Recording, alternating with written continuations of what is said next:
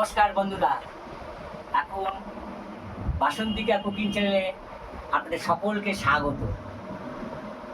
এখন আমি কাজ থেকে ফিরে এখন এই ভাত খাবো, দুপুরের ভাত খাবো। আমি দুপুরে আসি না, আমি কাজ ছেড়ে বিকেলের দিকে আসি, 5টা সাড়ে 5টা নাগাদ এসে খাই।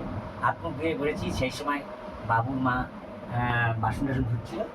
তো এখন আমার ভাত বেড়ে দিয়েছে, এই জায়গায় সাদা ভাত, একটা নতুন জিনিস, সেটা হচ্ছে কাঁঠালের বিচি সিদ্ধ।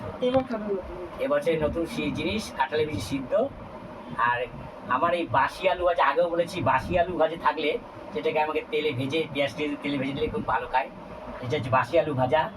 আর এটা হচ্ছে চিকেন, এটা হচ্ছে চিকেন করেছে।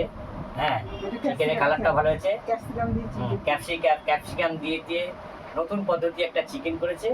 আর এখানে ফল আছে, আপেল আর হচ্ছে মৌসম্বি আছে,